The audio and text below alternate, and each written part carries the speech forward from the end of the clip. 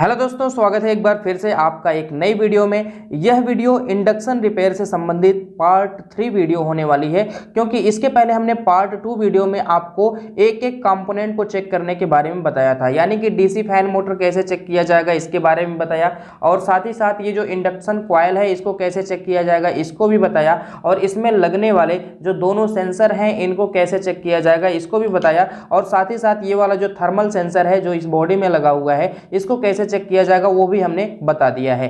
तो जितने भी कंपोनेंट्स हैं, जितने भी ऑक्सिलरी कंपोनेंट्स से बाहर वाले कंपोनेंट्स से पीसीबी के बाहर जो लगते हैं उन सभी कंपोनेंट्स को हमने चेक करना बता दिया है। अब आज की वीडियो में हम आपको पीसीबी में लगे हुए कंपोनेंट को चेक करना बताएंगे। तो जैसे ये हमारी जो डिस्प्ले पीसीबी है, कंट्रोल पैनल है, इसमें भी जो भी चीजें लगी हुई हैं उनको चेक करना बताएंगे, और साथ ही साथ ये वाली जो मेन वाली पीसीबी है इसको भी चेक करना बताएंगे। तो आई होप आप इस वीडियो को अंत तक देखेंगे तो आपको बेहतर से बेहतर नॉलेज मिल पाएगी। तो चलिए सबसे पहले हम ये जो डिस्प्ले पीसीबी है इसमें किस कंपोनेंट को कैसे चेक किया जाएगा हम आपको बता देते हैं। देखिए, सबसे पहले आपको किसी भी चीज को रिपेयर करने के लिए उसमें लगे हुए कंपोनेंट की जानकारी होनी चाहिए कि वो कंपोनेंट क्या काम करता है, उसको कैसे चेक किया जाएगा और उसके आउटपुट में क्या जाना चाहिए। अगर आप ट्रेसिंग करते हैं तो उसके आउटपुट में क्या जाना चाहिए ये चीजें पता होनी चाहिए। तो फिलहाल में हम आपको अभी ट्रेसिंग नहीं सिखाएंगे, अभी आपको नॉर्मल तरीके से कौन से कंपोनेंट को कैसे चेक किया जाता है हम वो बताएंगे। तो पिछली वीडियो में आपने देखा कि हमने सारे कंपोनेंटों को चेक करना बता ही दिया था। बाकी पीसीबी के जो छोटे छोटे कंपोनेंट है जैसे रजिस्टर, डायोड, ट्रांजिस्टर, ये सब को चेक करना नहीं बताया था। तो आज की वीडियो में पूरी तरह से क्लियर हो जाएगा कि जितने भी कंपोनेंट हैं उनको कैसे चेक किया जाता है। चलिए हम चेक करके आपको दिखाते हैं। यहां पर देखिए, सबसे पहले ये जो हमारा क्लैंप मीटर है या फिर आपके पास पीला वाला मल्टीमीटर है, कुछ भी हो तो उसको आपको कंटिन्यूटी पे सेट करना है। जो चीजें कंटिन्यूटी पे चेक करना है उसको कंटिन्यूटी पे चेक करेंगे।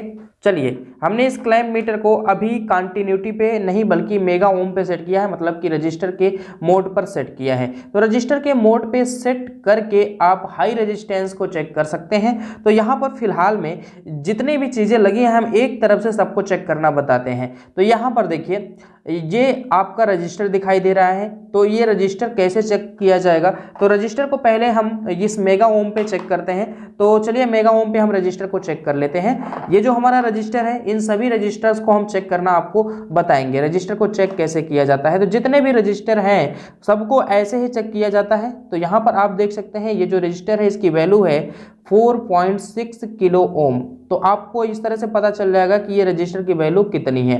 अब इसके बाद इसके जस्ट बगल में भी एक रजिस्टर है, उसको भी चेक करना बता देते हैं। तो इस पे भी इसी तरह से लगा लेना है प्रोब, और उसके बाद यहाँ पर जो भी ओम होगा वो प्रदर्शित हो जाएगा। तो यहाँ पर भी 4.6 किलो ओम के आसपास में ये रीडिंग शो कर रहा है। अब इसके बाद देखिए, ये हमारा ये छोटा सा कैपेसिटर लगा हुआ है। इस कैपेसिटर की वैल्यू अगर चेक करना है तो कैपेसिटर के इस तरफ जाते हैं और इस तरफ में जा करके चेक कर लेते हैं कि ये कैपेसिटर हमारा कितनी वैल्यू का है और ये सही है कि नहीं सही है। तो सबसे पहले इसको कंटिन्यूटी पे चेक करना है। अगर ये शॉर्टिंग बताएगा तो कैपेसिटर खराब माना जाएगा, और शॉर्टिंग नहीं बताएगा तो कैपेसिटर सही माना जाएगा। तो यहाँ पर सबसे पहले कंटिन्यूटी पे सेट इसको कर लेते हैं। कंटिन्यूटी पे सेट करने के बाद इस कैपेसिटर को इस तरह से चेक करते हैं। तो यहाँ पर देखिए कोई भी शॉर्टिंग वगैरह नहीं बता रहा है, इसका मतलब ये कैपेसिटर सही हो सकता है। अब इस कैपेसिटर की वैल्यू को अगर जानना चाहते हैं तो आपको इस प्रकार का क्लैंप मीटर लेना पड़ेगा, और इस प्रकार के क्लैंप मीटर से आप कैपेसिटर की वैल्यू को भी सही प्रकार से नाप सकते हैं। तो यहाँ पर देखिए अभी ये 0 रीडिंग दिखाएगा। चलिए, ये 0 रीडिंग हो गई। अब हम इस कैपेसिटर की वैल्यू को चेक कर लेते हैं, कैपेसिटर कितने वैल्यू का है। तो यहाँ पर देखिए दोनों प्रोब को लगा लेना है इसके दोनों पिनों पर। देखिए यहाँ पर ये कैपेसिटर की वैल्यू आ गई 0.136 नैनो फैरड। तो इस प्रकार से हम कैपेसिटर की वैल्यू को भी माप सकते हैं। अब यहाँ पर ध्यान दीजिएगा, आगे कैपेसिटर हो गया, और कैपेसिटर के बाद एक और कैपेसिटर है जिसको इलेक्ट्रोलाइटिक कैपेसिटर कहा जाता है। इस कैपेसिटर को चेक करना है कि ये कैपेसिटर कितने वैल्यू का है। तो इसको भी इसी प्रकार से चेक कर लेना है। देखिए ये वाले दोनों पॉइंट इसी कैपेसिटर के हैं, तो इनको इस तरह से चेक कर लेना है। देखिए ये कितने माइक्रोफैरड के होंगे यहाँ पर प्रदर्शित हो जाएगा। थोड़ी देर वेट करना होता है, और वेट करने के बाद यहाँ पर मिल जाएगा इसकी रीडिंग, जो भी होगी यहाँ पर प्रदर्शित कर देगा। तो देख सकते हैं यहाँ पर वैल्यू आ गई है 258.7 माइक्रोफैरड। तो इसमें क्या है कि अगर मान लीजिए किसी भी कंपोनेंट के ऊपर आपका शक जाता है, तो शक जब भी जाए, जैसे मान लीजिए आपको पता है कि ये वाला कैपेसिटर सही नहीं बता रहा है, तो उस कैपेसिटर को इस पीसीबी से बाहर निकाल करके चेक कर लेंगे तो आपको बिल्कुल क्लियर हो जाएगा कि ये कंपोनेंट खराब है या फिर इसके अलावा कोई और कंपोनेंट खराब है। अब इसके बाद देखिए और भी रजिस्टर्स कई हैं, तो इन सभी रजिस्टर को ऐसे ही चेक किया जाएगा जैसे इन सबको चेक किया गया। और यहाँ पर देखिए ये भी हमारे कैपेसिटर हैं छोटे छोटे, तो इन कैपेसिटर को ऐसे ही चेक किया जाएगा जैसे हमने कैपेसिटर को अभी चेक करना बताया। अब यहाँ पर अगला कंपोनेंट आपको दिख रहा होगा, ये है हमारा ट्रांजिस्टर। यहाँ पर आप देख सकते हैं ये हमारा ट्रांजिस्टर। इस ट्रांजिस्टर को कैसे चेक किया जाएगा, ट्रांजिस्टर का मैं नंबर अगर बताऊं तो ये ट्रांजिस्टर है 8085। तो इस ट्रांजिस्टर को चेक करने के लिए इसके बैक साइड में जाते हैं और बैक साइड में जाने के बाद सबसे पहले इस क्लैंप मीटर को कंटिन्यूटी पर सेट कर लेते हैं। कंटिन्यूटी पर हमने सेट कर लिया। कंटिन्यूटी पर सेट करने के बाद ये जो ट्रांजिस्टर है इसको हम चेक करेंगे। तो ट्रांजिस्टर अगर खराब होगा तो इसके किसी भी दो पिन पर अगर बीप की आवाज़ आ गई तो समझिए खराब माना जाएगा, और बीप की आवाज़ नहीं आई तो खराब नहीं माना जाएगा। तो यहाँ पर आप देख सकते हैं हमने इन दोनों पिनों पे लगाया तो अभी कोई दिक्कत नहीं है। अब इसके बाद हम इसके बगल में लगाते हैं बीच वाले पिन पे, देखिए इसके बीच वाले पिन पे लगाते हैं, देखिए यहाँ पर भी कोई दिक्कत नहीं है। अब इसके इस पिन पे और इस पिन पे लगा लेते हैं तो भी देखिए कोई दिक्कत नहीं है, यहाँ पर कोई भी प्रॉब्लम नहीं है इस ट्रांजिस्टर में। हम प्रोब को चेंज करके भी देख सकते हैं, हो सकता है प्रोब को चेंज करने के बाद कुछ अलग रीडिंग दिखाए, कुछ अलग चीज़ दिखाए। तो यहाँ पर देखिए वैसे ही दिखाएगा, यहाँ पर आप देख सकते हैं बीप की आवाज़ नहीं आनी चाहिए ट्रांजिस्टर में बस, और इसके बाद कुछ भी रीडिंग आए या ना आए उससे मतलब नहीं है। बीप की आवाज़ अगर आ गई समझिए कि ट्रांजिस्टर खराब होगा। तो इस तरह से ये हमारा ट्रांजिस्टर ठीक है।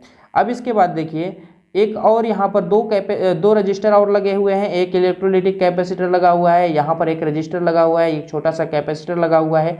तो जितने भी ट्रांजिस्टर हैं सबको ऐसे ही चेक किया जाएगा, अभी जैसे हमने एक ट्रांजिस्टर को चेक करना बताया। अब यहाँ पर आगे हम बढ़ते हैं, देखिए ये सब ट्रांजिस्टर है, इसको हमने चेक करना बता ही दिया। ये भी हमारा कैपेसिटर है, और यहाँ पर देखिए ये जो हमारा है ये वाला पॉइंट जो आपको ग्रीन कलर का दिख रहा है ये भी कैपेसिटर है। इस कैपेसिटर को चेक करना है, बस वैसे ही चेक करना है जैसे आपने अभी तक चेक किया। देखिए कैपेसिटर को पहले इस तरह से कैपेसिटर मोड पे रखना है, देखिए नैनो फैरड यहाँ पर प्रदर्शित कर रहा है। अब इसको चेक करना है, देखिए जितने भी वैल्यू का होगा ये प्रदर्शित कर देगा। तो देख सकते हैं ये जो कैपेसिटर की वैल्यू है 1.183 नैनो फैरड है। तो इस तरह से इस कैपेसिटर की भी वैल्यू आपको मिल जाएगी। तो अगर आपके पास ऐसा क्लैंप मीटर रहेगा तो आप सारे चीज़ों को, सारे कंपोनेंट्स को टेस्ट कर पाएंगे। अब यहाँ पर देखिए बहुत सारे एलईडीज़ हैं, इन एलईडी को टेस्ट करते हैं। तो देखिए इस एलईडी को टेस्ट करने के लिए सबसे पहले इसको कंटिन्यूटी पे सेट करते हैं। कंटिन्यूटी पे सेट करने के बाद अब हम एलईडी को टेस्ट करते हैं। देखिए तो यहाँ पर हम कंटिन्यूटी पे सेट करके अगर इसको टेस्ट करेंगे तो ये एलईडी थोड़ी थोड़ी ग्लो करेगी। तो चलिए हम इसको टेस्ट कर लेते हैं। देखिए इसके दोनों पॉइंटों पे ये दोनों प्रोब रखनी है। यहाँ पर जो पट्टी आपको दिखाई दे रही है यहाँ पर हम माइनस वाली प्रोब रख लेंगे, यानी कि नेगेटिव प्रोब, और इसके जस्ट बगल में हम पॉजिटिव प्रोब रखेंगे। तो ये जो हमारी एलईडी होगी ये थोड़ी थोड़ी ग्लो करेगी। तो चलिए हम फर्स्ट वाली एलईडी अभी टेस्ट कर रहे हैं। देखिए तो देख सकते हैं ये वाली एलईडी थोड़ी सी ग्लो कर रही है इस तरह से।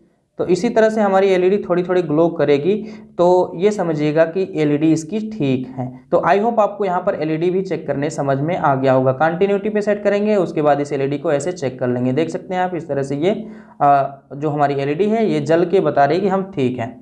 अब इसके बाद देखिए एलईडी भी चेक हो गया। अब यहाँ पर और बहुत सारे रजिस्टर्स लगे हुए हैं। तो ये जो रजिस्टर्स हैं ये भी उसी प्रकार से चेक होंगे जैसे हमने इधर वाले रजिस्टर को चेक किया। एक बार चेक करके और हम दिखा देते हैं रजिस्टर को। तो यहाँ पर देखिए इसको किलो ओम या मेगा ओम पे सेट करना है, और सेट करने के बाद रजिस्टर को ऐसे चेक कर लेना है। देखिए जो भी रीडिंग होगी ये प्रदर्शित कर देगा। देखिए यहाँ पर है ये 325 ओम का है। उसके बाद वाला जो रजिस्टर है ये है आपका 325 ओम का, ये भी है। और ये वाला रजिस्टर के बारे में बात करें तो ये भी शायद उतने का ही होगा।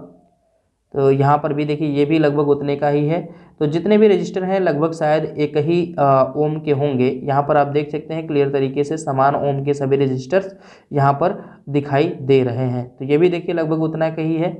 तो इस तरह से सभी रजिस्टर को आप चेक कर पाएंगे। जितने भी रजिस्टर हैं सबको इसी तरह से चेक करना है आपको, ठीक है। तो यहाँ पर जितने भी चीज़ें लगी थी इस पीसीबी में, कंट्रोल पीसीबी में, उसको हमने चेक करके दिखाया। तो आई होप आपको यहाँ पर इस पीसीबी के सारे कंपोनेंट्स को चेक करना समझ में आया होगा। ये जो है ये माइक्रो कंट्रोलर है। अब यहाँ से जितनी भी पिनें निकलती हैं वो सभी कंट्रोल्स के लिए जाती हैं। तो यहाँ पर इस आईसी को चेक करना अभी तो मुश्किल है, फिर कभी नेक्स्ट वीडियो में हम इसके बारे में डिटेल्स में चेकिंग और जानकारी बता देंगे। तो आई होप आपको यहाँ पर इतनी सारी कंपोनेंट्स को चेक करना समझ में आ गया होगा। तो चलिए हम इसको साइड में रख देते हैं। अब इसके बाद जो हमारा मेन वाला पीसीबी है इसको चेक करना बताते हैं। तो इस मेन वाली पीसीबी में क्या क्या चीज़ें लगी होती हैं, सबसे पहले यहाँ पर जितने भी सेंसर्स वगैरह हैं सब हटा लेते हैं और हटाने के बाद इस पीसीबी को खोल करके बाहर करते हैं और बाहर करने के बाद इसको टेस्ट करना बताएंगे। चलिए, इसमें 3 स्क्रू लगे हैं, 4 स्क्रू लगा रहता है चारों कोने पे। यहाँ पर 3 स्क्रू लगा है तो 3 स्क्रू को खोल लेंगे। खोलने के बाद ये पीसीबी हमारी बाहर आ जाएगी। पीसीबी के बाहर आ जाने के बाद इसमें जितने भी कंपोनेंट्स लगे हुए हैं सभी कंपोनेंट्स को हम पीसीबी में चेक करना बताएंगे। देखिए, पीसीबी में चेक करना थोड़ा सा आसान इसलिए रहता है कि आपको सोल्डर की ज़रूरत नहीं पड़ती है और सभी कंपोनेंट्स को आप चेक भी कर पाते हैं। लेकिन एक चीज़ मुश्किल भी रहता है कि अगर किसी भी कंपोनेंट्स के ऊपर डाउट आपका जा रहा है तो हो सकता है वो ना खराब हो, उसके अलावा कोई और कंपोनेंट्स खराब हो, बस यही प्रॉब्लम होती है। बाकी के हम पीसीबी में भी सारी चीज़ों को टेस्ट कर सकते हैं, लेकिन बस यही अगर जिस कंपोनेंट्स के ऊपर आपका डाउट जा रहा है उसको निकाल के आपको चेक कर लेना चाहिए। तो चलिए हम यहाँ पर इसको चेक करना आपको बता देते हैं। तो देखिए पीसीबी को कैसे टेस्ट किया जाएगा। अब इस पीसीबी में जितने भी कंपोनेंट हैं सबसे पहले उन कंपोनेंटों को टेस्ट करना हम आपको बताते हैं। तो जितने भी कंपोनेंट हैं उन कंपोनेंट्स को कैसे टेस्ट किया जाएगा, तो चलिए यहाँ पर जो हमारा क्लैंप मीटर है इसको हम फिर से सेट कर लेते हैं कंटिन्यूटी के रेंज पे। कंटिन्यूटी मोड पे सेट करने के बाद सबसे पहले आपको यही चेक कर लेना है कि ये जो हमारा पीसीबी है ये शॉर्ट तो नहीं है। तो इसके लिए आपको क्या करना पड़ेगा, यहाँ पर जो लाइन और न्यूट्रल की पिन बनी है इसी पे ये दोनों प्रोब लगा लेनी है। अगर दोनों प्रोब लगाने के बाद यहाँ पर बीप की आवाज़ करने लगे तो समझिए ये फुल शॉर्ट है। तो इस तरह से आप कर सकते हैं। अब इसके बाद ध्यान दीजिएगा, आगे कंपोनेंट और भी लगे हुए हैं उनके बारे में हम बता देते हैं आपको। सबसे पहले यहाँ पर देखिए ये फ्यूज़ लगा हुआ है और फ्यूज़ को टेस्ट करना है तो बस इन दोनों प्रोब को इस तरह से रखना है कंटिन्यूटी पे सेट करके। अगर बीप की आवाज़ किया तो फ्यूज़ ठीक है, नहीं किया तो फ्यूज़ खराब है। तो यहाँ पर आप क्लियर तरीके से देख पा रहे होंगे। तो ये फ्यूज़ हो गया हमारे इस सर्किट के लिए। जो हमारा IGBT सर्किट होता है उसके लिए ये वाला फ्यूज़ होता है, यानी कि अगर हमारा IGBT खराब होता है तो ये वाला फ्यूज उड़ता है। तो ये वाला फ्यूज इस सर्किट के लिए है और बाकी इधर में जितने रजिस्टर्स की तरह जो फ्यूज लगे हुए हैं वो इस SMPS सर्किट के लिए है। तो इन सभी रजिस्टर को चेक कर लेते हैं। तो देखिए इनको कैसे चेक करना है, देखिए सेम कंटिन्यूटी पे रख के चेक करना है। अगर कंटिन्यूटी पे नहीं बताते हैं तो फिर उसके बाद मेगा ओम पे सेट करके चेक करना है। तो फिलहाल में देखिए ये वाला हो सकता है बता दे, देखिए ये वाला 51 ओम का है। तो ये भी एक प्रकार का रजिस्टर है, ये भी एक प्रकार का फ्यूज है। तो ये SMPS सर्किट के लिए इस्तेमाल किया जाता है, जैसे हमारे LED बल्ब में इस्तेमाल किया जाता है सेम उसी प्रकार से इसमें भी इस SMPS सर्किट के लिए इस्तेमाल किया गया है। ये जो SMPS सर्किट है ये माइक्रो कंट्रोलर और अन्य छोटे छोटे कंपोनेंट्स को चलाता है और 18 वोल्ट यहीं से जनरेट होता है उस DC फैन के लिए। तो यहाँ पर आप क्लियर तरीके से देख पा रहे होंगे, देखिए ये हमारा 51 ओम का है और बाकी के जो रजिस्टर हैं वो ज़्यादा ओम के होंगे, इसीलिए यहाँ पर रीडिंग शो नहीं कर रहे हैं। तो इन सभी रजिस्टर्स को भी हम चेक कर लेते हैं। तो आपको सेलेक्ट करना पड़ेगा इसको मेगा ओम या फिर किलो ओम के रेंज पे। तो यहाँ पर देखिए इसको हमने मेगा ओम पे सेट कर लिया है। अब ये ओम के होंगे चाहे मेगा ओम के होंगे चाहे किलो ओम के होंगे, ये ऑटोमेटिक हमारा क्लैंप मीटर उसको सेलेक्ट कर लेगा। तो चलिए हम इसको चेक करते हैं ये कितने ओम का है। देखिए यहाँ पर रीडिंग अभी बताएगा कितने ओम का ये है। तो देखिए यहाँ पर ऑटोमेटिक किलो ओम हो गया ना, तो 330 किलो ओम का ये हमारा रजिस्टर है। अब हम इसके बगल वाले रजिस्टर को चेक कर लेते हैं, ये वाला कितने ओम का है। तो ये जो हमारा रजिस्टर है ये है हमारा 257 किलो ओम का। तो इस तरह से हम रजिस्टर की टेस्टिंग कर लेते हैं। रजिस्टर की टेस्टिंग कर लेने के बाद अब हम आगे बढ़ते हैं इस साइड में और यहाँ पर देखते हैं कौन सा कंपोनेंट लगा हुआ है।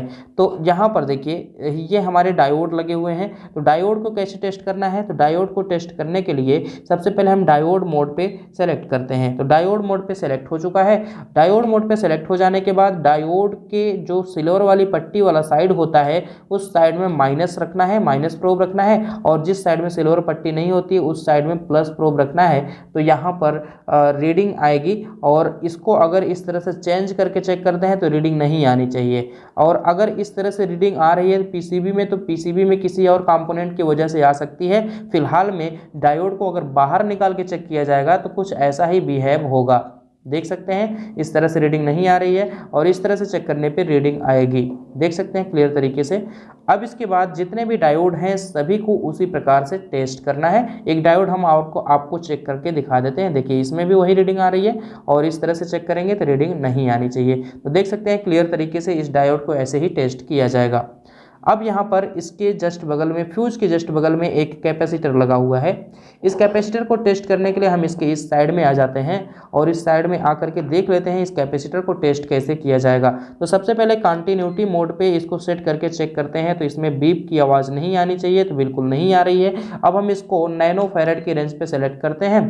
तो ये जितने भी माइक्रो फैराड का कैपेसिटर होगा यहाँ पर ऑटोमेटिक सेलेक्ट हो जाएगा। तो यहाँ पर आप देख सकते हैं ये जो हमारा क्लैंप मीटर है इसको हमने सेट कर लिया नैनो फैराड पे। अब इसकी रीडिंग को 0 हम कर लेते हैं। अब इसके बाद हमको चेक करना है इस तरह से, देखिए ये कैपेसिटर चेक करना है, जितने भी माइक्रो फैराड का होगा यहाँ पर ये प्रदर्शित हो जाएगा। देख सकते हैं ये है 1.45 माइक्रो फैराड का। तो ये कैपेसिटर हमको इस तरह से पता चल गया कि ये कितने माइक्रो फैराड का है। हालांकि इसके ऊपर लिखा भी रहता है कि ये कितने माइक्रो फैराड का कैपेसिटर होता है। तो यहाँ पर लिखा है 2 माइक्रो फैराड, तो यहाँ पर 1.45 दिखा रहा है। तो इसका मतलब कि ये थोड़ा सा वीक है, लेकिन ठीक है फिर भी कोई दिक्कत नहीं है इसमें। अब इसके बाद देखिए इसमें जितने भी चीज़ें लगी हुई हैं, जितने भी कंपोनेंट्स लगे हुए हैं, इधर के सारे कंपोनेंट्स को हमने चेक करना आपको बता दिया। अब यहाँ पर आपको एक बीच में जेनर डायोड दिखाई देगा। यहाँ पर देख सकते हैं ये है जेनर डायोड। जेनर डायोड को चेक करना है तो जेनर डायोड को भी हम उसी प्रकार से डायोड के मोड पे सेलेक्ट करके चेक कर सकते हैं। जैसे हमने अन्य डायोडों को चेक किया उसी प्रकार से जेनर डायोड को भी चेक करना होता है। तो पहले हम इसको डायोड मोड पे सेलेक्ट कर लेते हैं। सेलेक्ट करने के बाद इस तरह से लगाएंगे। तो यहाँ पर देखिए अभी कोई रीडिंग शो नहीं कर रहा है। देखिए यहाँ पर रीडिंग शो करना चाहिए। यहाँ पर रीडिंग शो कर रहा है 2.88, इस तरह से रीडिंग शो कर रहा है। और अगर इसकी प्रोब को हम उल्टा कर दें, इस तरह से लगाएं, तो रीडिंग शो नहीं करना चाहिए। सभी डायोड के साथ ऐसा ही फंक्शन होता है। तो देखिए यहाँ पर कोई भी रीडिंग शो नहीं कर रहा है। इसका मतलब ये जो हमारा जेनर डायोड है ये भी ठीक है, इसमें भी किसी प्रकार की कोई दिक्कत नहीं है। तो यहाँ तक के सारे कंपोनेंट्स को हमने चेक करना आपको बता दिया। ये हमारा कैपेसिटर है, तो इस कैपेसिटर को चेक करना तो आपको अभी पिछली वाली पीसीबी में बताया कि कैसे इसको टेस्ट करना है। तो अब यहाँ पर जितने भी कंपोनेंट्स हमको एक्स्ट्रा मिलेंगे उनको हम चेक करना बताएंगे। तो यहाँ पर देखिए ये है हमारा प्रीसेट को चेक करना है। तो देखिए प्रीसेट को अगर चेक करना है तो यहाँ पर आपको कंटिन्यूटी पे सेलेक्ट करना पड़ेगा इसको। उसके बाद इस तरह से इसको टेस्ट करना पड़ेगा। देख सकते हैं यहाँ पर कोई भी रजिस्टर अभी शो नहीं कर रहा है।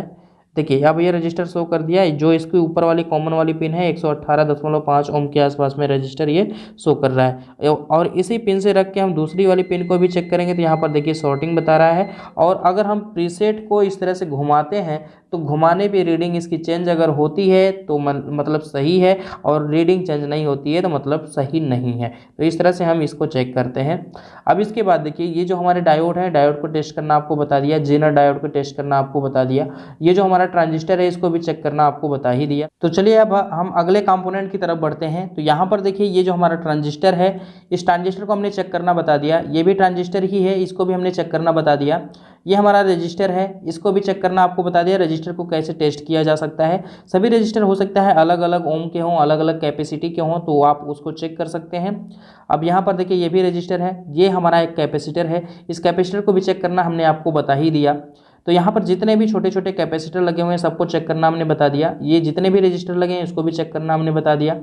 और यहाँ पर ये जो हमारा इलेक्ट्रोलाइटिक कैपेसिटर है इसको भी चेक करना हमने आपको बता ही दिया। तो यहाँ पर जितने भी कंपोनेंट्स लगे हैं इस साइड में, इस सभी को हमने चेक करना बता दिया, सिर्फ आईसी को छोड़ करके। तो यहाँ पर देखिए एक बड़ा सा कैपेसिटर लगा हुआ है, आपके दिमाग में चल रहा होगा कि इसको कैसे चेक करेंगे। तो सेम उसको भी वैसे ही चेक करेंगे। यहाँ पर जितना भी माइक्रो फैराड ये लिखा रहेगा उतना ही माइक्रो फैराड हमारे क्लैंप मीटर में दिखाएगा। यहाँ पर लिखा है 4.7 माइक्रो फैराड। चलिए हम इसको चेक कर लेते हैं। अब ये प्रोब दोनों यहाँ पर लगाएंगे तो यहाँ पर जितना भी माइक्रो फैराड होगा वो प्रदर्शित कर देगा। चलिए हम लगा के देखते हैं। तो देख सकते हैं ये है 4.2 माइक्रोफैरड यहाँ पर प्रदर्शित कर रहा है और उतना ही इस कैपेसिटर के ऊपर लिखा भी हुआ है। तो इस तरह से हम कैपेसिटर को भी टेस्ट कर सकते हैं, लेकिन आपके पास ऐसा क्लैंप मीटर होना ज़रूरी है। इसकी वीडियो हमने पूरा बनाया हुआ है, आप हमारे चैनल पे जाकर चेक कर सकते हैं। इसकी पूरे डिटेल्स के बारे में, ये कितने का आता है, कहाँ से आता है, ये सारी चीज़ें हमने आपको बताया हुआ है। तो यहाँ पर कैपेसिटर चेक हो गया, जितने भी कैपेसिटर हैं सबको वैसे ही टेस्ट करना है। अब यहाँ पर देखिए, ध्यान दीजिएगा, ये छोटे छोटे रजिस्टर हैं और ये भी रजिस्टर्स हैं, और यहाँ पर देखिए ये सभी 80-85, कोई 85-50, ये सब ट्रांजिस्टर हैं, और यहाँ पर 2 रजिस्टर हैं और यहाँ पर एक जेनर डायोड है। अब यहाँ पर जितने भी रजिस्टर हैं छोटे छोटे, इन सबको आप चेक कर लेंगे, क्योंकि हमने आपको बता दिया चेक कैसे करना है। ये देखिए, बजर को चेक करना है तो आप इस तरह से चेक कर पाएंगे। ये 14 दशमलव कुछ ओम के आसपास दिखाता है, यहाँ पर आप देख सकते हैं 14 दशमलव कुछ ओम के आसपास में ये हमारा बजर दिखाता है। तो बजर को आप इसी तरह से चेक कर पाएंगे। अब यहाँ पर बड़े कंपोनेंट में आपका एक है कैपेसिटर और ये है हमारा इंडक्टर कॉइल। अब इसको करना क्या है, कैसे कैपेसिटर को चेक करना है, तो ये बड़ा कैपेसिटर भले ही ये चेक वैसे ही करना है जैसे हमने आपको छोटा कैपेसिटर चेक करना बताया। ये हमारा बड़ा वाला कैपेसिटर है, इसको अगर चेक करना है तो आपको यहाँ पर रख लेना होगा इसको नैनो फैरड के रेंज पे, और रेंज पे सेलेक्ट करने के बाद इस रीडिंग को 0 कर लेना होगा। अब इसके बाद इसको चेक करना होगा। तो देख सकते हैं इन दोनों प्रोबों को हम इस कैपेसिटर के दोनों पिनों पर इस तरह से लगाएंगे तो यहाँ पर जितने भी माइक्रोफैरड के कैपेसिटर होगा वो प्रदर्शित हो जाएगा। तो यहाँ पर आप देख सकते हैं 5.25 माइक्रोफैरड का ये हमारा कैपेसिटर है। तो इस तरह से कैपेसिटर की वैल्यू भी आप जान सकते हैं कितने माइक्रोफैरड का है, और इस पे इतना लिखा भी होगा। तो यहाँ पर अगर आपको क्लियर तरीके से दिखाई दे तो यहाँ पर आप देख सकते हैं 5 माइक्रोफैरड इस कैपेसिटर के ऊपर लिखा हुआ है। तो इस तरह से हम इस कैपेसिटर को चेक कर लिए। उसी प्रकार से ये जो हमारा दूसरा कैपेसिटर है उसको भी हम चेक कर सकते हैं। पहले इसकी वैल्यू देख लेते हैं कितना माइक्रोफैरड का है। ये है 0.33 माइक्रोफैरड। तो अगर इसको हम चेक करें तो ये भी बता देगा कि कितने माइक्रोफैरड का ये कैपेसिटर है। चलिए चेक करते हैं। तो यहाँ पर देखिए 0.5 माइक्रोफैरड के आसपास में दिखा रहा है, तो ठीक दिखा रहा है, कोई दिक्कत नहीं है, ये भी सही है। तो इस तरह से हम कैपेसिटर की वैल्यू को टेस्ट कर लेते हैं। अब यहाँ पर बात आती है इंडक्टर को कैसे चेक करना है। तो ये जो हमारे मेन कंपोनेंट है ब्रिज रेक्टिफायर और IGBT, इसको भी टेस्ट करना हम आपको बताएंगे, क्योंकि मेजर फॉल्ट आपको यहीं से देखने को मिलते हैं। जो हमारा IGBT होता है ये ज़्यादातर ख़राब होता है, ज़्यादातर उड़ता है, और ये कैपेसिटर उड़ता है, और ज़्यादातर ये फ्यूज उड़ते हैं। तो यहाँ पर ये और ये दूसरा और ये तीसरा, 3 चीज़ें ज़्यादातर खराब होती हैं। अभी जो हमारा इंडक्टर कॉइल है, इंडक्टर कॉइल में 2 तार होते हैं, एक तार से इन होता है, दूसरे तार से आउट होता है। तो कुल मिला के 2 वायर आपको इस साइड में दिख जाएंगे। तो एक वायर इसका ये है, दूसरा वायर इसका ये है। तो इस पे जब हम चेक करेंगे तो कंटिन्यूटी मोड पे सेट करके चेक करेंगे। तो चलिए हम कंटिन्यूटी मोड पे सेट करते हैं और चेक कर लेते हैं। तो यहाँ पर इन दोनों प्रोबों को इस पे लगाएंगे तो यहाँ पर देखिए ये बीप की आवाज़ आनी चाहिए। तो देख सकते हैं बीप की आवाज़ आ रही है। तो बिल्कुल हमारा इंडक्टर कॉइल ठीक है, इसमें किसी प्रकार की कोई दिक्कत नहीं है।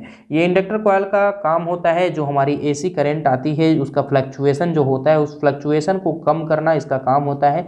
अब यहाँ पर बात आती है कि ब्रिज रेक्टिफायर और IGBT को कैसे टेस्ट किया जाएगा।